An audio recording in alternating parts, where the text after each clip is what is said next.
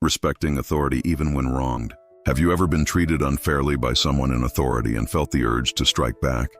It's a natural response. When someone criticizes, undermines, or seeks to harm us, our instincts scream for revenge. Yet the Bible shows a different path. In the first book of Samuel 24 verse 6, David had the perfect opportunity to take Saul's life. Saul, the king of Israel, was hunting him unjustly. When David found Saul resting alone in a cave, he could have acted.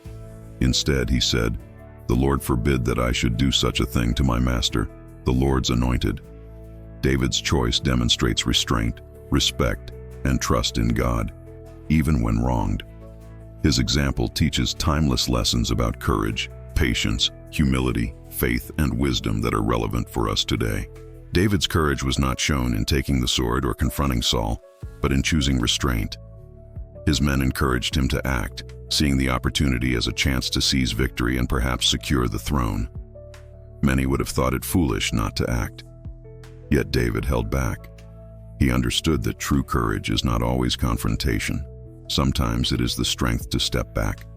Acting impulsively could have satisfied his desire for revenge but dishonored God. By restraining himself, David demonstrated that courage is not the absence of fear, but the ability to act rightly despite it. This teaches us that our reactions to those in authority should be guided by integrity, not impulse. Patience is another critical lesson from David's experience. Saul's pursuit of David continued for years, and the temptation to act impulsively must have been strong. Yet David waited. He did not attempt to force outcomes or claim the throne prematurely. Patience in David's story is trusting that God's timing is perfect. Waiting is not passive. It is an active trust in God while navigating challenges. When we face unfair treatment from leaders or those in authority, impatience often leads to actions we later regret. David's story reminds us that waiting for God's justice allows us to act with wisdom, preserving integrity and avoiding unnecessary conflict. Humility played a significant role in David's response. He could have justified taking Saul's life, thinking that Saul had no right to pursue him. Yet David recognized Saul as the Lord's anointed and understood that God had placed him in authority. Humility requires acknowledging God's order and respecting positions, even when those in authority fail. This does not mean agreeing with wrongdoing, but it means responding in a way that honors God.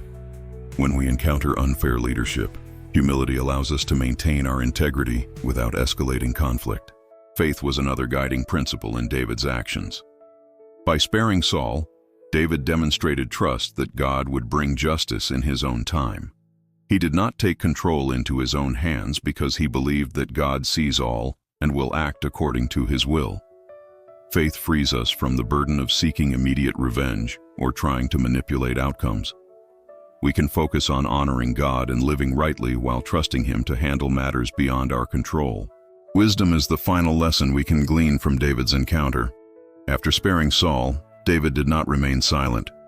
He showed Saul the piece of robe he had cut, proving he could have harmed him but chose not to. David spoke the truth with respect, balancing honesty and honor. Respect does not require silence in the face of wrongdoing, but it does demand that we communicate with grace and integrity. When faced with unjust authority, we can set boundaries, clarify facts, or voice concerns, all while maintaining a posture that honors God. David's story teaches that respecting authority when wronged requires courage, patience, humility, faith, and wisdom. These lessons show us that true strength is revealed not in revenge or retaliation, but in self-control and trust in God.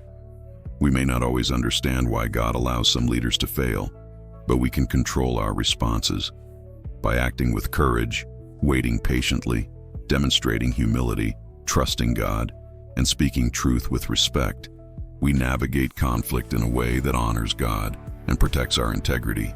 When you face unfair treatment or feel wronged by those in positions of authority, remember David's example. Choose restraint over impulsive action, trust in God's timing rather than your own, and speak truth with grace. These choices build character and prepare us for greater responsibilities in life. If this message speaks to you, consider sharing it with someone who needs encouragement. Comment below with how you plan to apply these lessons, and don't forget to like and subscribe for more Bible-based guidance.